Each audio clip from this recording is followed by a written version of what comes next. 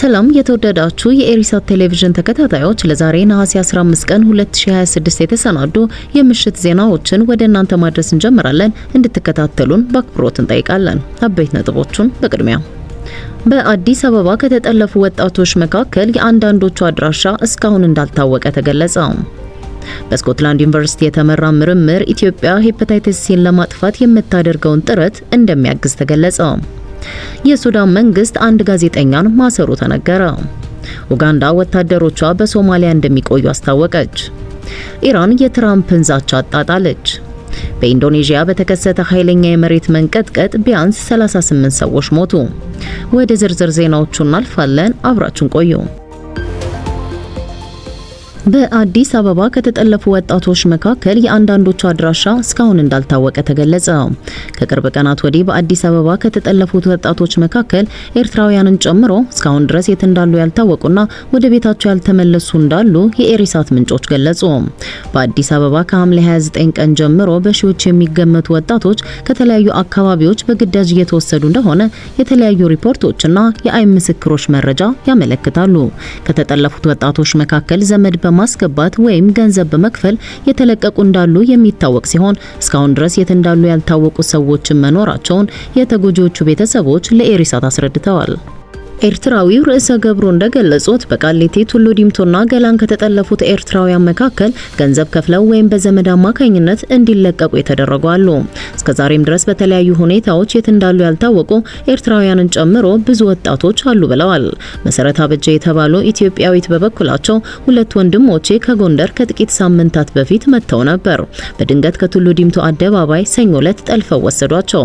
እስከ ሐሙስ ድረስ ስልካቸው ይሰራ ነበር። ከትናንት አርብ ጀምሮ ግን ሞባይላቸው አይሰራም ብለዋል። የሚያሳዝነው ደግሞ ሁለቱም እድሜያቸው ከ18 ዓመት በታች ነው። በአማራ ክልል ካለው ጦርነትና ግፍ ሸሽተው መጥተው እዚህም ከግፍ አልዳኑም። ከሁሉም በላይ ማን የወሰዳቸው፣ የት ነው የሚወስዷቸው፣ ማን ነው ኃላፊነት ወስዶ የያዛቸው የሚለውን ጥያቄ የማትረዳበትና መብትህን ለመጠየቅም የማትችልበት ሁኔታ መኖሩ እጅግ ያሳዝናል ሲሉ ያለውን ሁኔታ ገልጸዋል። ወደ 17 ዓመት የምትገመተው መብሪት ገብረ ሕይወት የተባለች ትግራዋይት በበኩሏ እኔን ያሳደገኝ ወንድሜ ሐምሌ 29 ቀን ከተጠለፉት ሰዎች መካከል ነው። እስከዛሬ እንዲለቀቅ ስለፋ እየተመላለስኳለሁ። ገንዘብና ሰው ያላቸው ሰዎች ሲለቀቁ ባይኔ አይቻለሁ ብላለች።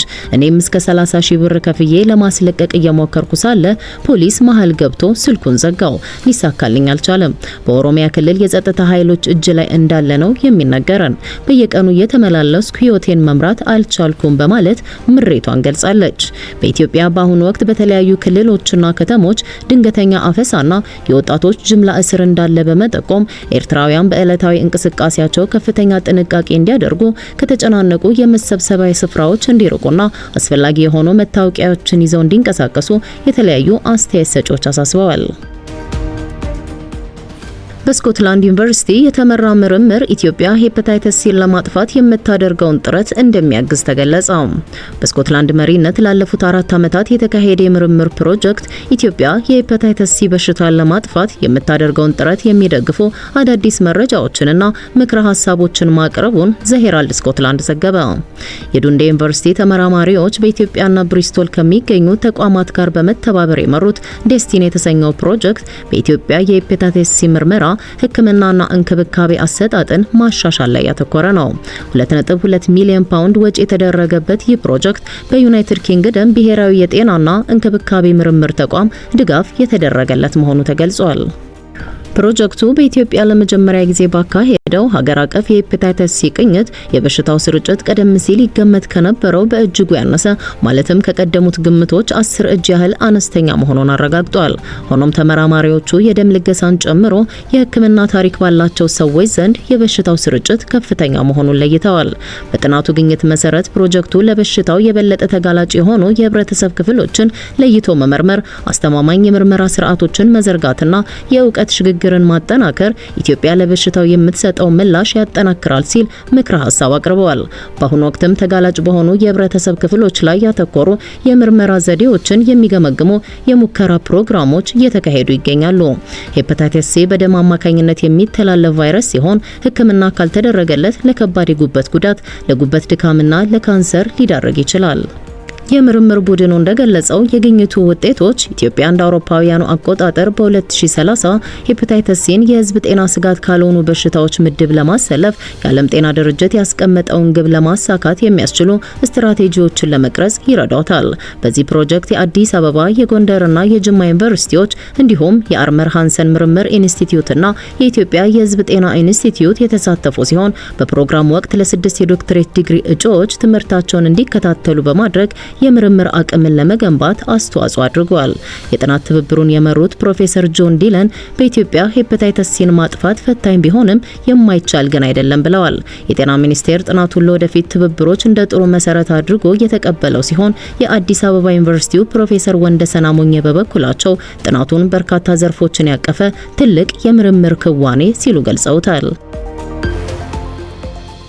የሱዳን መንግስት አንድ ጋዜጠኛን ማሰሩ ተነገረ።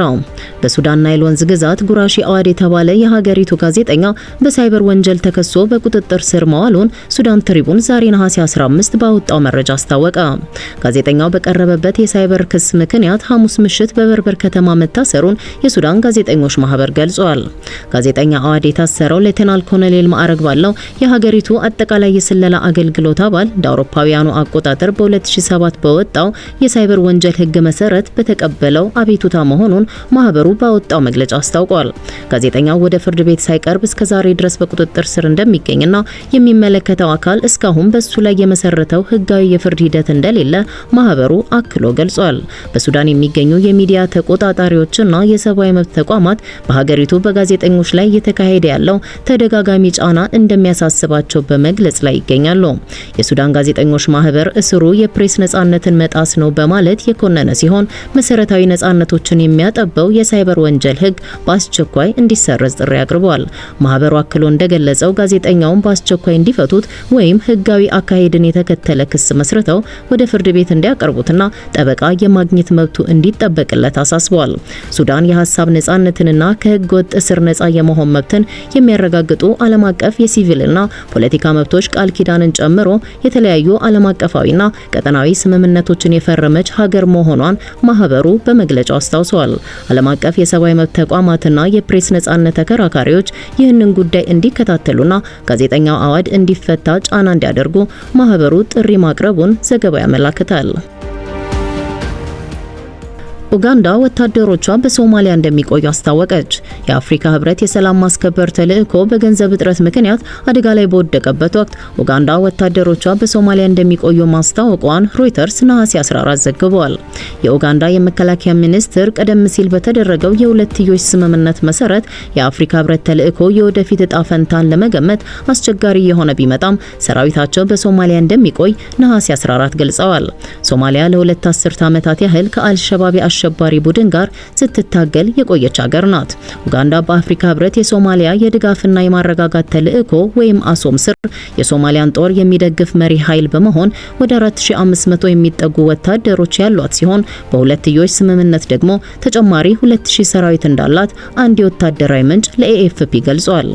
ሆኖም ዋሽንግተን ለተልዕኮ ወሳኝ ሎጂስቲክስ ድጋፍ ለሚሰጠው በሶማሊያ የሚገኘው የነባር የተባበሩት መንግስታት ድጋፍ ቢሮ የምታደርገውን የገንዘብ ክፍያ በዚህ ዓመት መጨረሻ ላይ እንደምታቋርጥ ካስታወቀች በኋላ የአሶም የወደፊት እጣ ፈንታ አደጋ ላይ ይገኛል። በነሐሴ 14 የኡጋንዳ የመከላከያ ሚኒስትር ኪሪዮ አኳኑካ ለኤኤፍፒ በሰጡት መግለጫ ኡጋንዳ በሶማሊያ ትቆያለች ያሉ ቢሆንም ይህልውና ግን ከአሶም ተልዕኮ ውጪ እንደሚሆን ገልጸው ተጨማሪ ዝርዝር መረጃ ከመስጠት ተቆጥበዋል። ሞቃዲሾና ካምፓላ እንደ አውሮፓውያኑ አቆጣጠር በ2024 መጨረሻ ላይ ከ2025 ጀምሮ ቁጥሩ ያልተገለጸ የኡጋንዳ ሰራዊት ለማሰማራት የሁለትዮሽ ስምምነት ተፈራርመዋል። ስሙ እንዲገለጽ ያልፈለገ ሌላ የወታደራዊ ባለስልጣን ለኤኤፍፒ በሰጠው መረጃ እንደ ኬንያ፣ ኢትዮጵያና ግብጽ ያሉ ሌሎች ሀገራት በሶማሊያ እስከ 2027 ድረስ ለመቆየት ማሰባቸውን ገልጸዋል። ከአሶም አባል ሀገራት የተውጣጡ የቡሩንዲ፣ ጅቡቲ፣ ግብጽ፣ ኢትዮጵያ፣ ኬንያና ኡጋንዳ እንዲሁም የሶማሊያ የመከላከያ ሚኒስትሮች ኃላፊነቱን ለሶማሊያ ኃይሎች ለማስረከብ ስርዓት ያለውና የተቀናጀ የአፍሪካ ህብረት ተልዕኮ መውጫ መንገድ እንደሚያስፈልግ አጽንኦት ሰጥተውበታል። ይህ ክስተት እየተፈጠረ ያለው በሶማሊያ አዲስ የፖለቲካና የጸጥታ ስጋት በነገሰበት ወቅት ነው። ባለፈው መጋቢት ወር ፕሬዝዳንት ሐሰን ሼክ መሐሙድ ለቀጣዩ ምርጫ ህገ መንግስቱን ለመቀየር የወሰዱትን እርምጃ ተቃዋሚዎች ስልጣን የመንጠቅ ሙከራ ሲሉ ኮንነውታል። ይህም ቀደም ሲል በከፍተኛ ሁኔታ የተከፋፈለችውን ሶማሊያን ወደ ሌላ የፖለቲካ ቀውስ ውስጥ ከቷታል ብለው ተንታኞች ያመለክታሉ። ኢራን የትራምፕን ዛቻ አጣጣለች።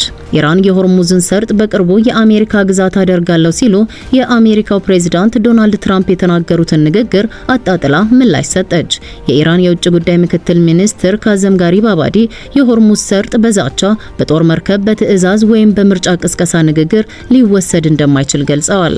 አሜሪካ በኢራን የደረሰባትን ስትራቴጂካዊ ሽንፈት መቀበል እንዳለባት የጠቀሱት ዲፕሎማቱ የሆርሙዝ ሰርጥ የኢራን ነበረች፣ የኢራን ናት፣ ወደፊትም የኢራን ሆና ትቀጥላለች ሲሉ ተናግረዋል። ይሄ የቴህራን ምላሽ የመጣው ፕሬዝዳንት ዶናልድ ትራምፕ የአሜሪካ ባህር ኃይል በሆርሙዝ ሰርጥ ላይ ሙሉ ቁጥጥር አድርጓል፣ ኢራንን ሙሉ በሙሉ ድል ካደረገን በኋላም ቦታውን የአሜሪካ ግዛት አድርጌ አውጃለሁ ማለታቸውን ተከትሎ ነው። የኢራን ከፍተኛ ወታደራዊ አካል በበኩሉ ያለ ቴህራን ፈቃድና ቁጥጥር ምንም አይነት መርከብ በሆርሙዝ ሰርጥ ማለፍ እንደማይችል በመግለጽ አሜሪካ ጣልቃ ገብነቷንና ከበባዋን እስካላነሳች ድረስ ሰርጡ ተዘግቶ እንደሚቀጥል አሳውቋል ሲል የአናዶሉ ዘገባ ያመለክታል። አሜሪካና እስራኤል ከየካቲት 28 ጀምረው ያካሄዱት ጥቃት የኢራንን ስርዓት ገርስሶ ለመቀየር እንደነበር ይታወሳል። ሆኖም እስካሁን በኢራን የተካሄደው ጥቃት የስርዓት ለውጥ ሊያመጣ አለመቻሉን ተንታኞች ይገልጻሉ። የሆርሙዝ ሰርጥ ባለቤትነት በኢራን ቁጥጥር እንዳለ የሚሞግቱ ቢኖሩም አሜሪካም በኔ ቁጥጥር ስር ነው ብላ ደጋግማ መናገሯን የሚያስታውሱ ጥቂት አይደሉም። በኢንዶኔዥያ በተከሰተ ኃይለኛ የመሬት መንቀጥቀጥ ቢያንስ 38 ሰዎች ሞቱ። በኢንዶኔዥያ ፍሎሬስ ደሴት የባህር ዳርቻ አካባቢ 7.7 ሬክተር መጠን ያለው ኃይለኛ የመሬት መንቀጥቀጥ በመከሰቱ ከ38 በላይ ሰዎች ሕይወታቸውን እንዳጡ ሲቢሲ የዜና ማዕከል ዘግቧል። የኢንዶኔዥያ ብሔራዊ የአደጋ አስተዳደር ኤጀንሲ እንዳስታወቀው በማውሜሬ ወደብ አካባቢ በተደረገው የመጀመሪያ ፍተሻ አንድ ወንድና አንዲት ሴት ሲሞቱ ሌላ አንድ ሰው ደግሞ መጎዳቱ ተገልጿል። በአሁኑ ወቅት የሞቱና የተጎዱ ሰዎች ቁጥር እየጨመረ መሆኑም ተገልጿል። በተጨማሪም በህንፃዎችና በወደቡ ላይ ከፍተኛ የንብረት ውድመት መድረሱን የአካባቢው የመገናኛ ብዙሃን ዘግበዋል። አደጋው ቅዳሜ ጠዋት በአካባቢው ሰዓት ቆጠራ 5 ሰዓት ላይ መከሰቱን የምድር ሳይንስ ተቋም ጠቅሷል።